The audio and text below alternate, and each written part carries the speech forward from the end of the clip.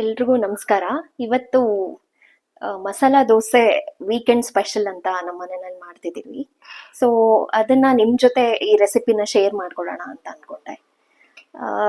ಈಗ ಬನ್ನಿ ನೋಡೋಣ ಮಸಾಲಾ ದೋಸೆ ಹೇಗ್ ಬರುತ್ತೆ ಅಂತ. ಈಗ ಮೊದಲಿಗೆ ದೋಸೆ ಹಿಟ್ಟನ್ನ ತವಾ ಮೇಲೆ ಹಾಕೊಳ್ತಾ ಇರೋಣ. ಒಂದ್ 2 ಸೌಟ್ ಹಾಕೊಂಡ್ರೆ ಸಾಕು. ದೋಸೆ ಮಾಡೋದು ಎಲ್ರಿಗೂ ಗೊತ್ತೇ ಇರತ್ತೆ, ಬಟ್ ಆದ್ರೆ ಮಸಾಲಾ ದೋಸೆ ಇದು ಕೆಲವೊಂದು ವಿಧಾನ ಇದೆ, ಅದೇ ತರ ಮಾಡಿದ್ರೆ ಅದು ತುಂಬಾ ಚೆನ್ನಾಗಿ ಬರುತ್ತೆ. ದೋಸೆ ರುಬ್ಕೊಳ್ಳೋವಾಗ ದೋಸೆ ಹಿಟ್ಟು ರುಬ್ಕೋತೀವಲ್ಲ, ಆಗ ಅವಲಕ್ಕಿ ಜೊತೆ ಮೆಂತ್ಯ ಒಂಚೂರು, ಆಮೇಲೆ ಕಡಲೆಬೇಳೆ ಯೂಸ್ ಮಾಡೋದ್ರಿಂದ ದೋಸೆ ತುಂಬಾ ಕೆಂಪಕ್ ಬರುತ್ತೆ, ಆಮೇಲೆ ಕ್ರಿಸ್ಪಿಯಾಗೂ ಇರುತ್ತೆ. ಅವಲಕ್ಕಿ ಸ್ವಲ್ಪ ಜಾಸ್ತಿ ಹಾಕೋದ್ರಿಂದ ಕ್ರಿಸ್ಪಿ ಆಗಿರುತ್ತೆ. ಈಗ ನೋಡಿ ನಾನು ಹಾಕಾಯ್ತು. ಈಗ ಸೈಡ್ಸ್ ಅಲ್ಲೆಲ್ಲ ಸ್ವಲ್ಪ ಒಂದು ಗೋಲ್ಡನ್ ಬ್ರೌನ್ ಕಲರ್ ಬರ್ತಾ ಇದೆ. ಸೊ ಅದ್ ಬಂದಾದ್ಮೇಲೆ ನಾವು ರೆಡ್ ಚಟ್ನಿ ಹಾಕ್ಬೇಕು. ಈಗ ಒಂಚೂರು ಈ ಈ ಏನು ಈ ಗೋಲ್ಡನ್ ಬ್ರೌನ್ ಕಲರ್ ಬಂತು, ಆಗ ತುಪ್ಪ ಹಾಕೋಬೇಕು.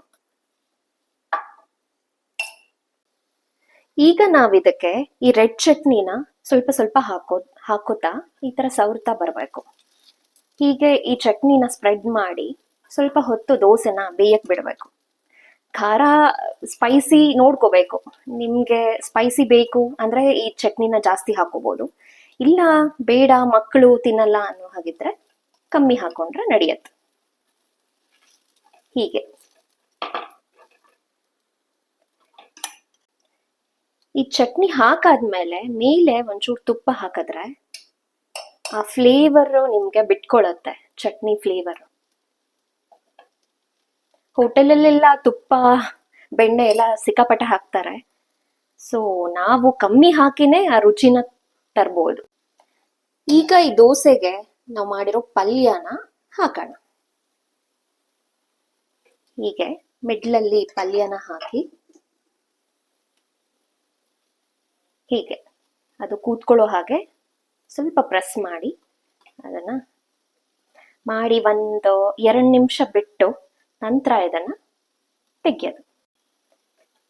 ಈಗ ಇದನ್ನ ನೋಡಿ ಎಷ್ಟು ನೀಟಾಗಿ ಬರ್ತಾ ಇದೆ, ಎಲ್ಲೂ ಒಂಚೂರು ಕಚ್ಕೊಂಡಿಲ್ಲ. ಹೀಗೆ ಸುತ್ತಲೂ ನೀವು ಬಿಡಿಸ್ಕೊಂತ ಅದನ್ನ ತೆಗೆದ್ರೆ ಎಲ್ಲೂ ಕೀಳಲ್ಲ. ಈಗ ಇದನ್ನ ಹೀಗೆ ಮಡ್ಚೋಣ.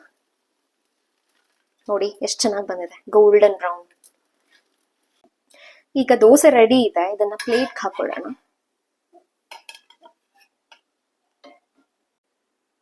ಈಗ ದೋಸೆಗೆ ನಾನು ಕೊಬ್ಬರಿ ಚಟ್ನಿ ಮಾಡಿದ್ದೀನಿ.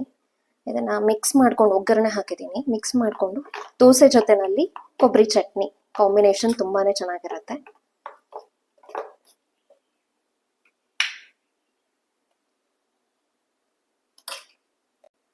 ನೋಡಿ ಎಷ್ಟು ಚೆನ್ನಾಗಿ golden brown crispy dosa ready ಇದೆ. ಇದ್ರ ಒಳಗೂ ತೋರಿಸ್ತೀನಿ ನೋಡಿ. ನೀವು ಟ್ರೈ ಮಾಡಿ, ಕಮೆಂಟ್ ಸೆಕ್ಷನ್ ಅಲ್ಲಿ ಹೇಗಿತ್ತು ಅಂತ ಮೆಸೇಜ್ ಮಾಡಿ. Thank you.